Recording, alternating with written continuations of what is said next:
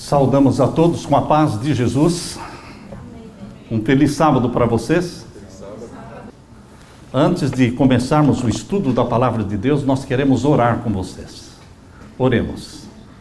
Pai eterno, na tua presença estamos, invocando a tua presença conosco. Pedimos que o Espírito Santo esteja aqui presente, movendo-se entre nós, movendo-se em nós, abrindo a nossa mente para a tua palavra. Que o Espírito Santo nos ilumine, nos fortaleça, que o Espírito Santo nos dê o espírito de sacrifício, de autonegação, negando-nos a nós mesmos, para que Cristo viva em nós. Derrama sobre nós a tua bênção, em nome de Jesus. Amém, Senhor. Queridos, foi-me solicitado pregar sobre o sacrifício de Isaac. Eu dei o título de A Maior Prova de Fé, porque não existe uma prova de fé maior do que esta de Abraão, que Deus pediu para Abraão. Queridos, vocês que já leram a Bíblia e leram a história de Abraão, vocês sabem que o que Deus pediu para Abraão foi algo incomum. Algo incomum, algo que, humanamente falando, seria impossível. Eu não sei se você, pai, você, mãe, estariam dispostos a sacrificar com as suas próprias mãos o seu filho. Pense um pouco. Se Deus pedisse para você sacrificar o seu filho com as suas próprias mãos, apunhalando-o, você faria isso? Impensadamente, pode ser que até alguém diga, eu faria, impensadamente. Mas na realidade você faria? Deus pediu isso para Abraão. O Deus que disse, não matarás, na sua santa lei, disse para Abraão, Abraão, eu quero que você sacrifique para mim o teu filho, o teu único filho. Quando Deus disse o teu único filho, descartou o quê? Ismael. Ismael é o jeitinho humano de fazer as coisas. Ismael e Agar é aquele plano B. É o plano B, porque o plano A é o de Deus. E o plano B é o nosso plano, é o nosso jeitinho, muitas vezes brasileiro, de querer fazer as coisas do nosso jeito. Quando Deus disse para Abraão que iria dar para ele um filho, ele não duvidou da promessa, porque a promessa era boa. E quem estava fazendo a promessa era muito bom, Deus. Quem melhor para fazer uma promessa para você do que Deus? Você pode confiar nas promessas que Deus faz. Ela pode até demorar, mas ela vai se cumprir.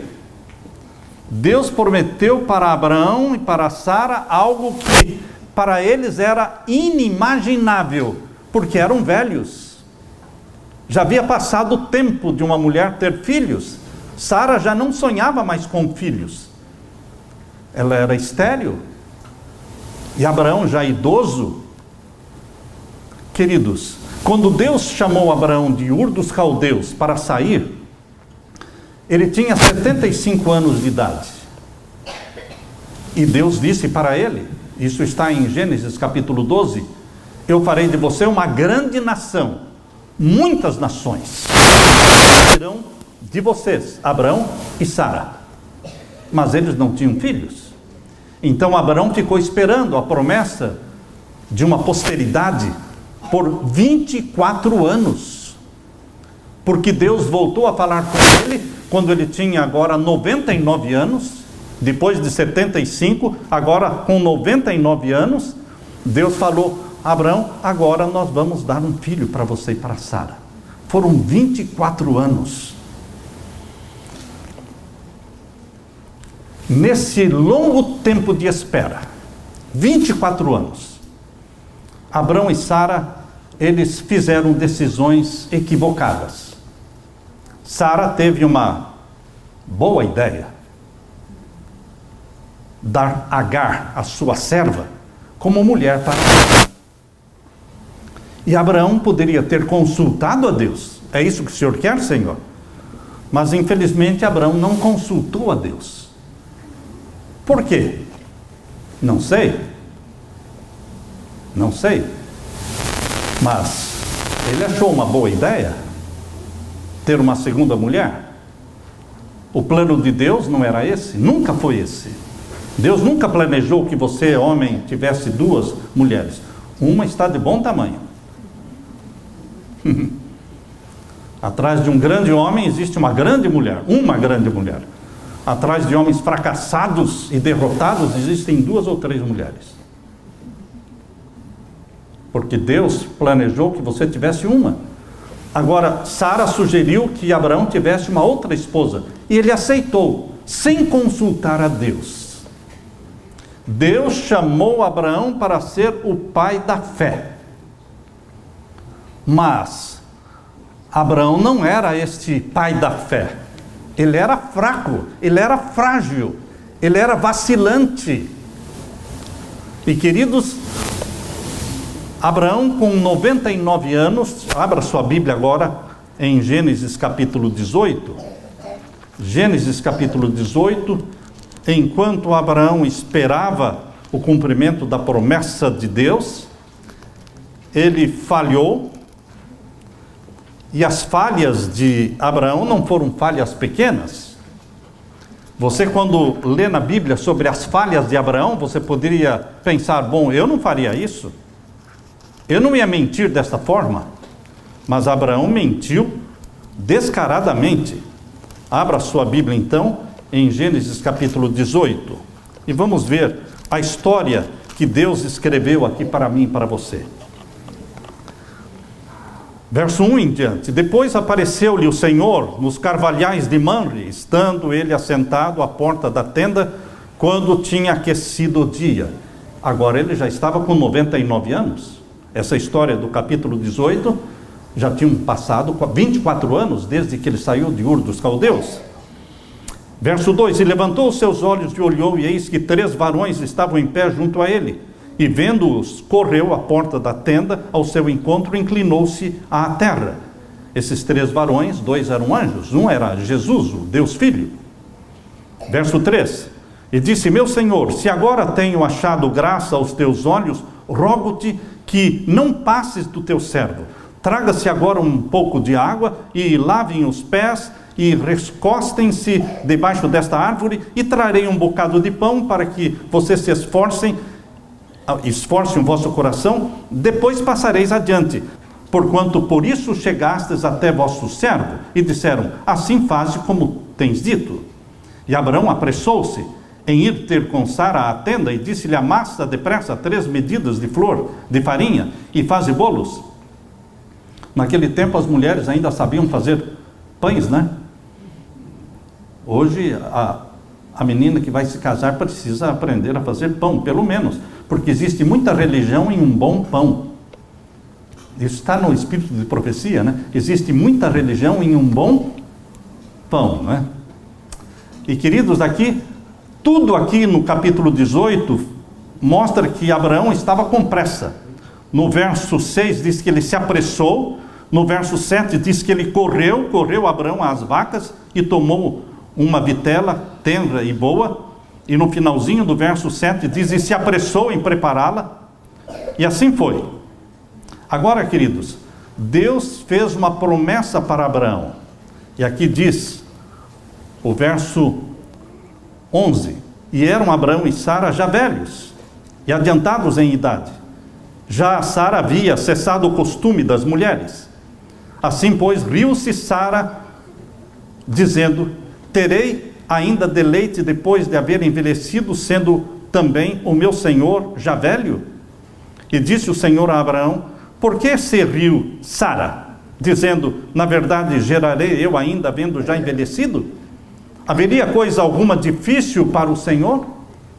Tem alguma coisa difícil para o Senhor? O que é mais difícil para Deus curar? Uma dor de cabeça? ou um câncer? O que é mais difícil?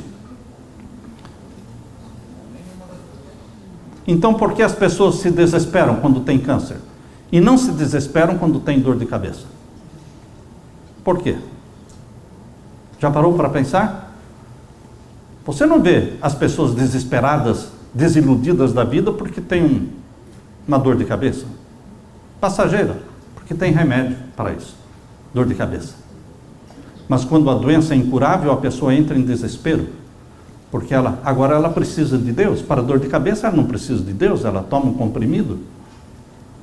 Queridos, nós estamos acostumados a viver sem Deus. Estamos acostumados a viver sem Deus, dando o nosso jeitinho, comprimido para isso, comprimido para aquilo. Mas e Deus? Onde é que Deus fica? Não estamos acostumados a confiar em Deus. Por isso vem o desespero quando a doença é incurável, quando os médicos dizem não tem jeito. Deus permite, intencionalmente Ele permite as coisas acontecerem. Tudo na vida dos filhos e filhas de Deus é intencional. Nada é por acaso. Você não está aqui nos Estados Unidos por acaso. Você não está aqui nesta cidade de Jacksonville por acaso. Eu não estou aqui neste sábado por acaso. Nada é por acaso. Quando a vida do Filho de Deus é dirigida por Deus, Deus nos conduz, às vezes de forma alegre, feliz, e às vezes de forma triste e com sacrifícios. Mas haveria coisa alguma difícil para o Senhor? Verso 14. Você tem alguma coisa difícil na sua vida que está tentando resolver? Dando o seu jeitinho humano? Mentindo, talvez? Fazendo as coisas de forma trapaceira? Ocultando a verdade? Porque você quer resolver um problema? Eu tenho que resolver, mas por que não confiar em Deus? Tem alguma coisa difícil para o Senhor? Mas você tem que aprender a confiar. Ao tempo determinado, tornarei a ti por este tempo da vida, e Sara terá um filho. E Sara negou, dizendo, o quê? Não me ri. Eu não ri. Vocês acham que Deus deixaria passar isso? Uma mentira na cara de Deus? Quando ela disse, eu não ri, Ele disse o quê? Não diga, eu não ri, porque você riu. Deus é direto, meu querido irmão. Deus não aceita mentiras, nem brancas, nem vermelhas, nem amarelas. Deus não aceita mentira, porque o pai da mentira é Satanás. João 8,44, porque ele mente desde o princípio. Ele é mentiroso. Quando você se propõe a falar a verdade, nada mais do que a verdade, Deus assume o controle da sua vida. Agora, quando você quer dar o seu jeitinho, mentindo, ocultando, enganando, trapaceando, Deus não pode fazer nada, porque você ainda não se entregou para Ele. E o verso 16 disse, e levantaram-se aqueles varões, ou seja, os dois anjos e Jesus, levantaram-se dali, olharam para a banda de Sodoma, e Abraão ia com eles e acompanhou-os. Queridos, intencionalmente Deus demorou 24 anos para dar um filho para Abraão. Na realidade 25 anos, porque Isaac veio quando Abraão tinha 100 anos. E Sara tinha 90 anos. Então veio o filho, o único filho. Ismael, de onde vieram os árabes, nunca foi reconhecido por Deus como filho de Abraão. Não é o filho da promessa. Sempre Deus fala a Abraão, o teu filho, o teu único filho, Isaque. Deus usou a demora para provar a fé de Abraão. Deus usa a demora para provar a sua fé. Há quanto tempo você está esperando o green card? Há quanto tempo você está esperando uma autorização para trabalhar? Há quanto tempo você está pedindo para Deus, intercedendo, esperando por uma resposta? Você tem que aprender a esperar. Esperar. Deus usou a demora para provar a fé de Abraão no poder de Deus, porque afinal de contas ele deveria ser o pai da fé. E como ele poderia ser o pai da fé? Deste jeito, mentindo, trapaceando, buscando uma outra mulher para ter um filho, ajudando Deus. Deus não precisa de ajuda, Deus é que nos ajuda. Agar se tornou a segunda esposa de Abraão. A poligamia naquele tempo tinha se tornado tão comum. Hoje parece que também está se tornando comum, não é? As pessoas não mais se casam. Então, quando o pecado se torna tão comum, parece que não é pecado, porque todo mundo está fazendo e todo mundo acha que é normal. Mas o todo mundo não vai para o céu. O todo mundo não cabe no caminho estreito. O todo mundo está no caminho largo, que leva à perdição. Larga é a porta, espaçoso o caminho que leva à perdição. E muitos são os que entram por ele. É o caminho do todo mundo. O todo mundo do mundo e o todo mundo da igreja, porque existem dois todo mundo, não é? Existe o todo mundo do mundo e o todo mundo da igreja. Todos na igreja fazem assim, todos na igreja agem desta forma. Todos não anda, esses todos não andam no caminho estreito, não cabem, porque são poucos.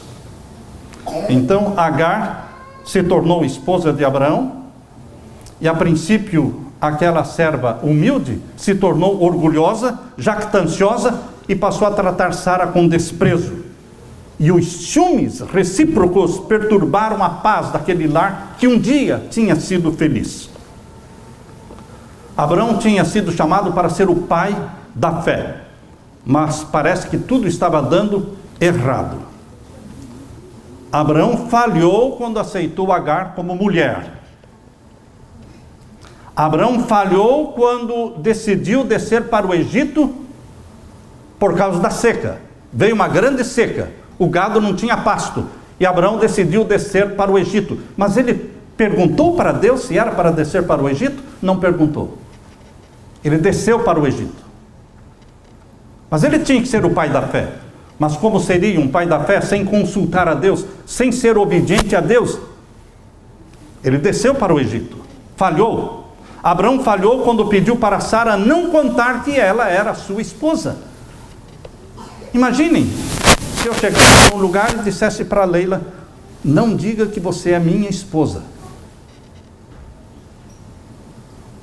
Eu nunca fiz isso, mas Abraão fez. Abraão falhou quando disse para o faraó do Egito que Sara, era sua irmã. Mas Deus ainda tinha um plano com Abraão, de fazer dele o pai da fé. Mas como um homem que costuma mentir poderia ser o pai da fé? Quando você lê a Bíblia, você percebe que Deus pode tornar você forte exatamente nos pontos em que você é fraco. Dos discípulos de Jesus, o filho do trovão, o esquentadinho, o briguento, era Tiago e João, filhos do trovão. E João se tornou o discípulo do amor. Imaginem. E Moisés, o homem mais manso da terra? Não era manso, coisa nenhuma. Ele, quando viu um egípcio maltratando um israelita, simplesmente matou o egípcio, enterrou. Esse era Moisés, antes da conversão, não é?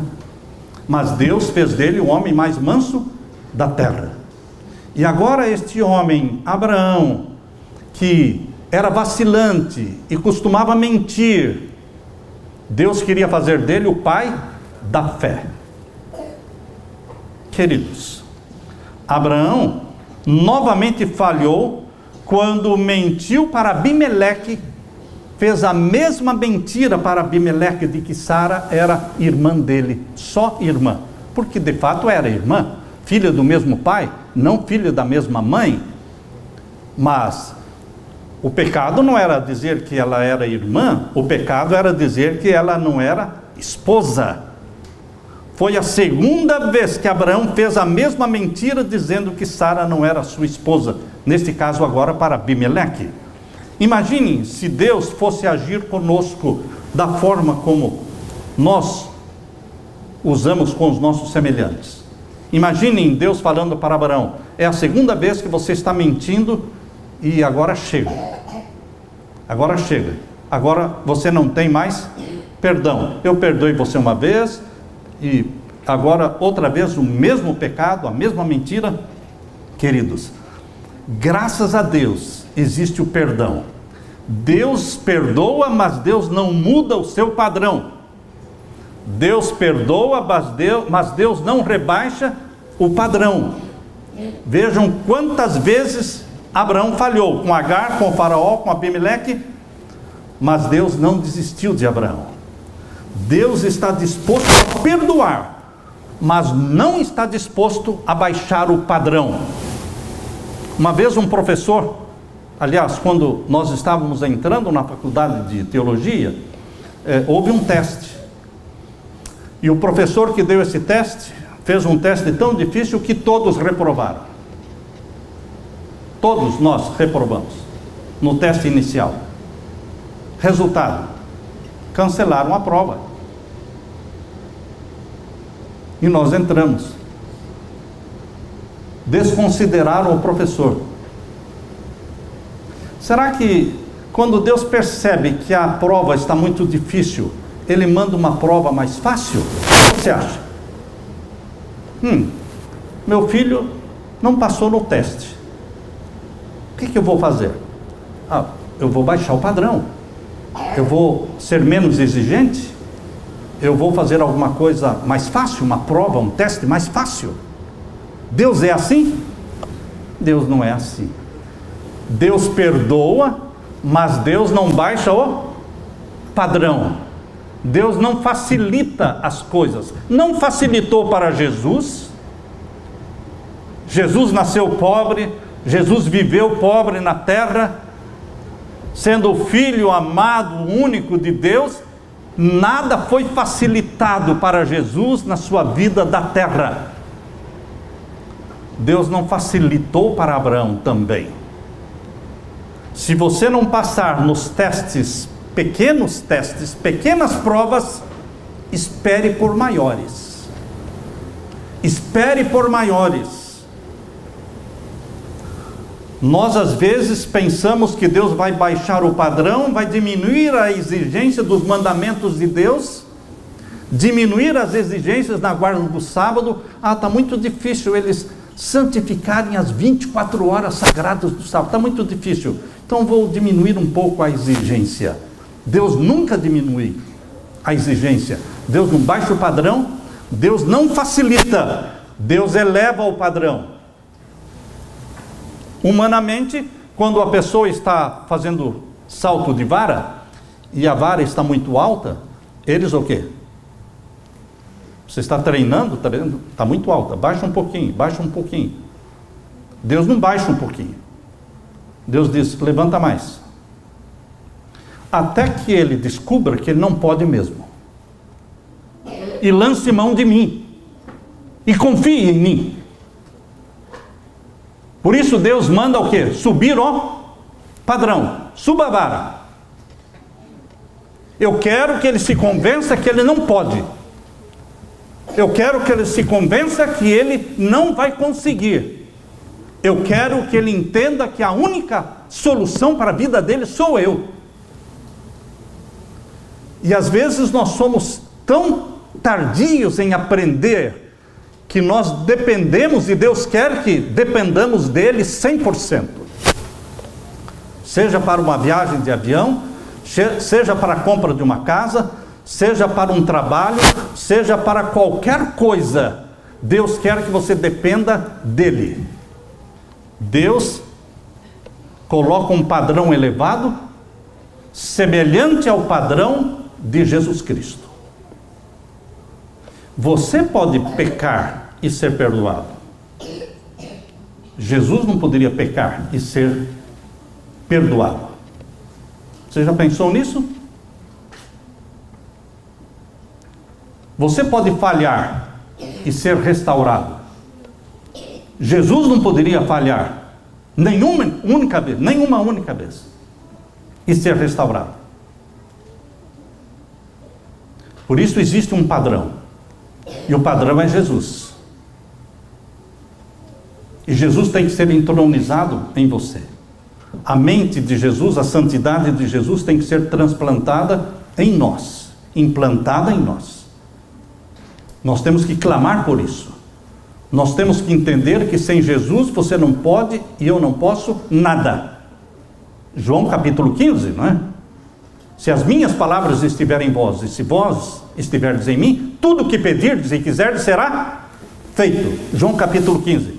Mas, se as minhas palavras não estiverem em vós, e se vós não estiverdes em mim, nada vos será possível, nada.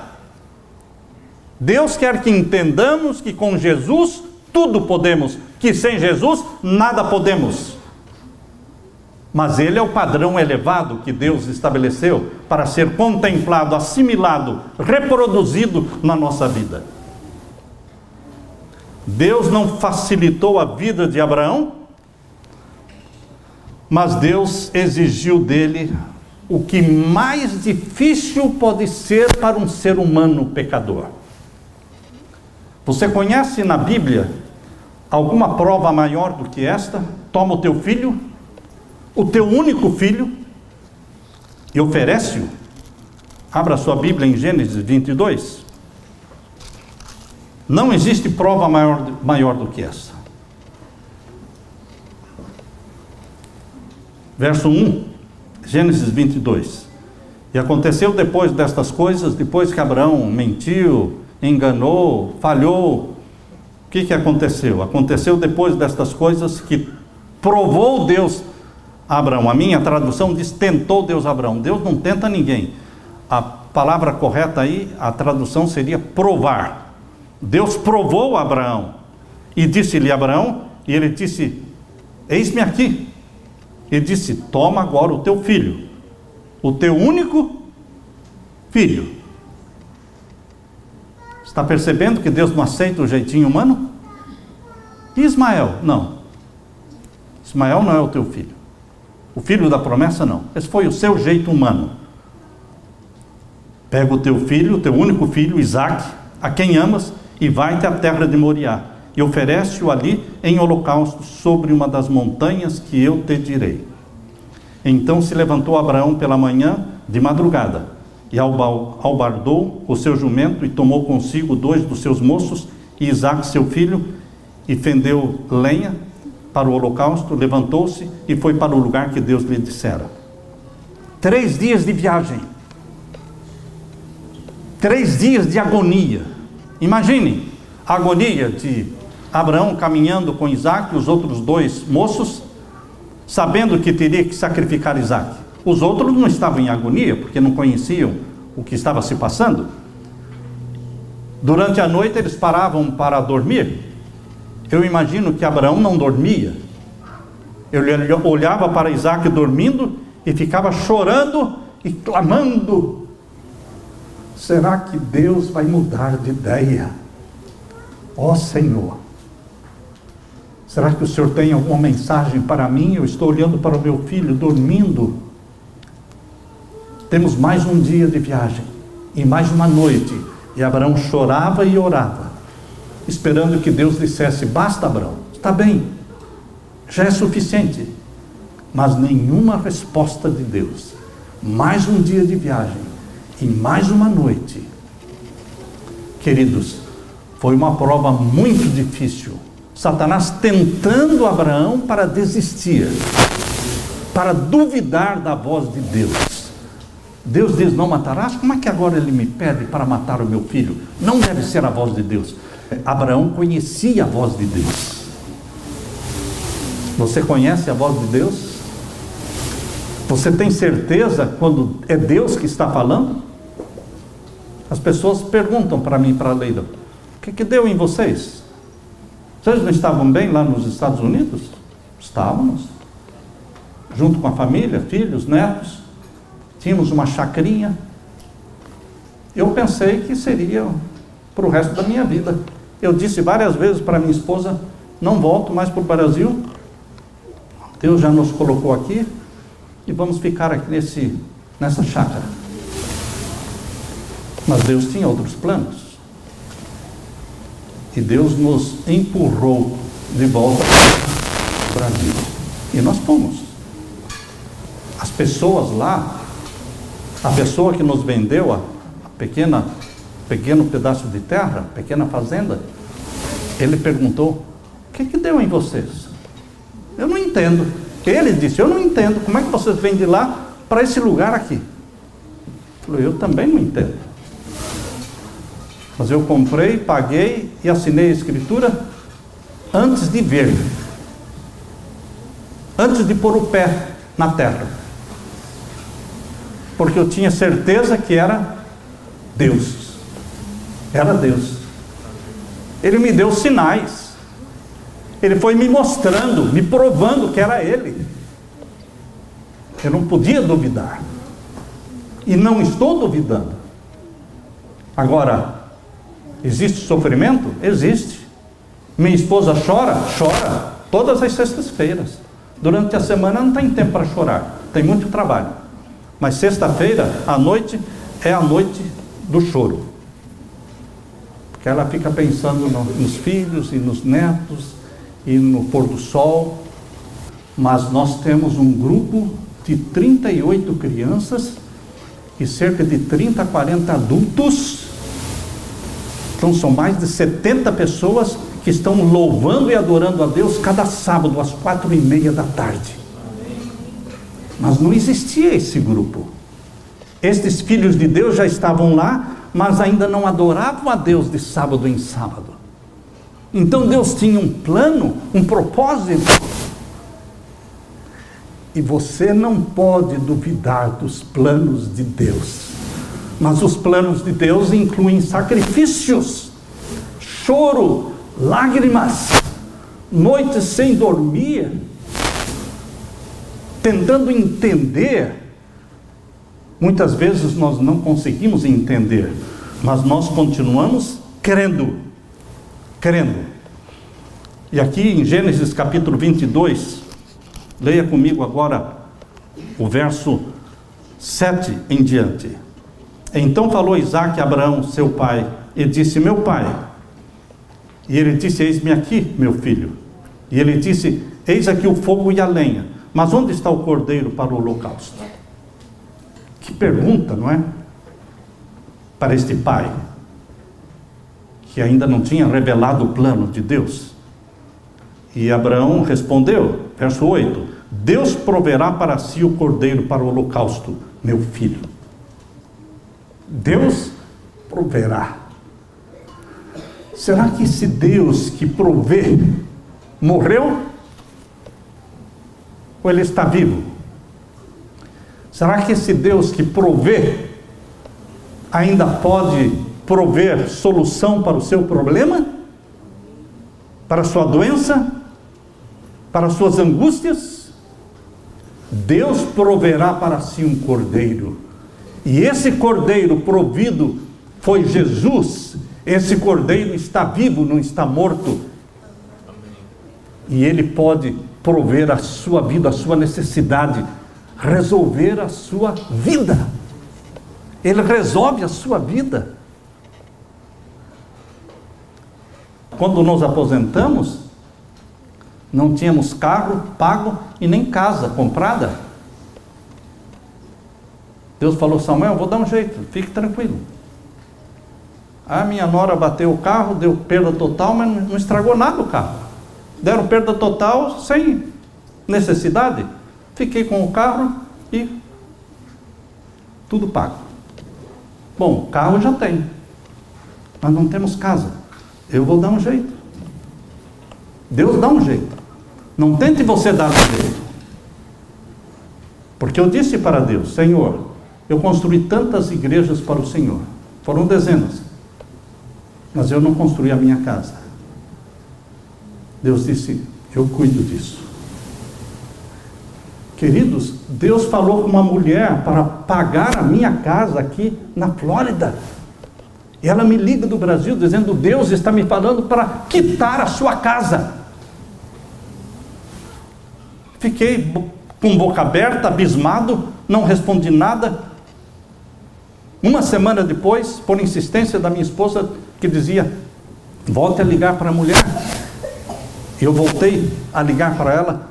Uma semana depois e perguntei: Deus falou mesmo para você quitar a minha casa? Sim, Deus me falou. mas você nem sabe quanto eu devo na minha casa. Quanto o senhor deve na sua casa? 50 mil dólares. Qual é a sua conta bancária? Amanhã o dinheiro estará aí. Foram mais de 200 mil reais. E no dia seguinte estava aí.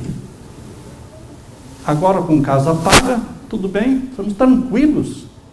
E aí agora Deus disse, agora Brasil.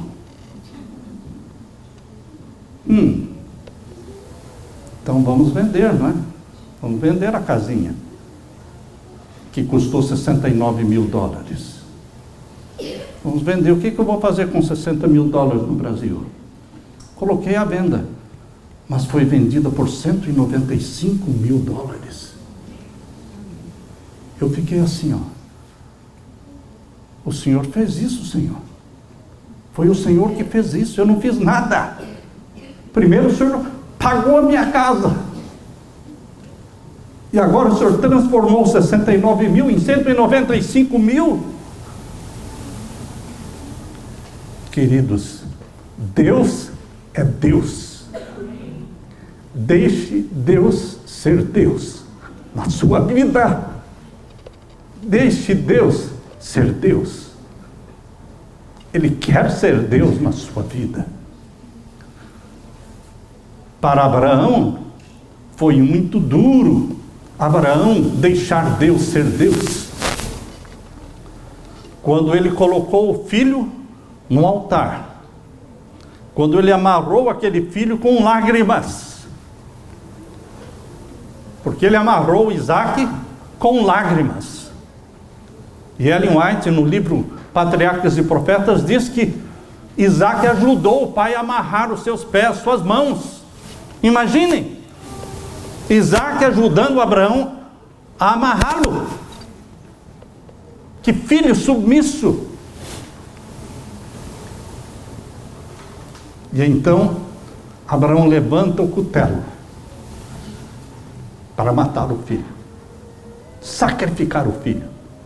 Então Deus fala. Meu querido irmão, você já ouviu falar da hora H? Deus tem a hora H.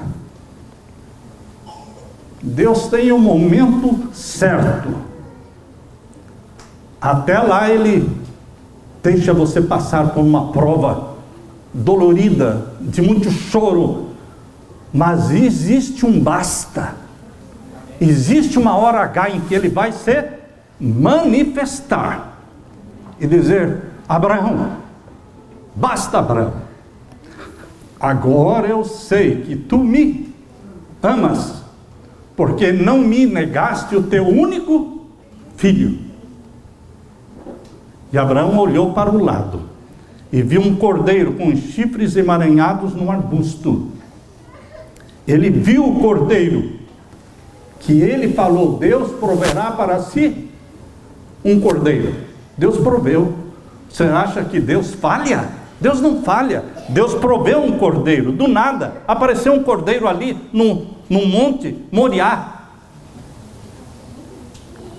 E aquele cordeiro foi colocado sobre o altar e sacrificado. Por isso, meu querido irmão, minha querida irmã, Jesus Cristo em João capítulo 8, verso 56, abra sua Bíblia. Por isso, Jesus Cristo falou que Abraão exultou ver o meu dia e viu.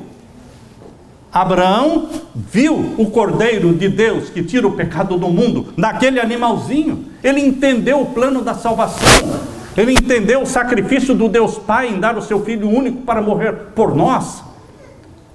Aqui neste sacrifício de Isaac está a representação do sacrifício de Jesus na cruz.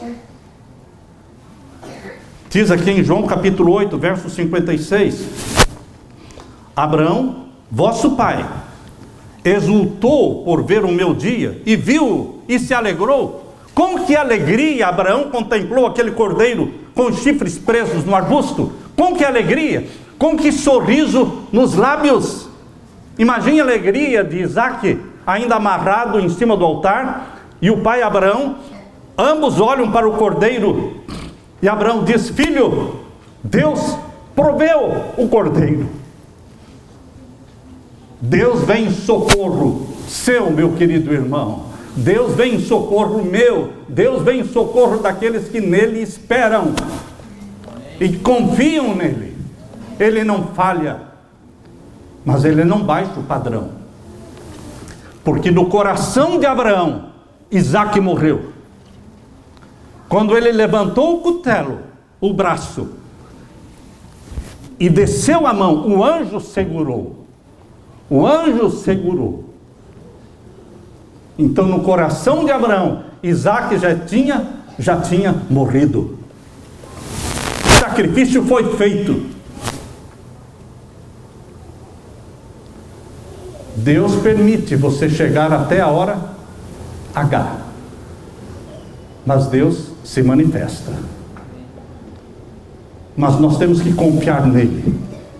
Por isso Abraão viu o cordeiro e se alegrou. Com que alegria poder ele voltar para casa com Isaque, cantando e louvando. Por isso diz aqui em João capítulo 8 e o verso 57, disseram-lhe pois os judeus: ainda não tem 50 anos e viste Abraão? Aquele povo que estava assistindo Jesus não entendeu nada. Pode ser que alguém esteja aqui nesta manhã e não esteja entendendo nada. Mas quem tem olhos espirituais, ungidos pelo Espírito Santo, enxergam a verdade de Deus. Um Deus que perdoa, mas não baixa o padrão. Eleva o padrão e diz: o padrão é Jesus. Ah, mas eu não consigo. Eu sei que você não consegue, mas é Jesus que conseguiu. E quando você abraça Jesus como Salvador, Jesus será implantado em você. E se você insiste diariamente em olhar para Jesus, o caráter dele é transferido para você, é acreditado para você. Você só tem que olhar para Jesus. Meu querido irmão, aqui diz em João capítulo 8, verso 58, disse-lhe Jesus: em verdade vos digo, que antes que Abraão existisse, eu sou. Jesus se declarou Deus. Pessoas me escrevem dizendo: Pastor Samuel, onde é que você vê na Bíblia Jesus se declarando Deus? Quem não tem olhos para ver, não vê. Mas aqui está.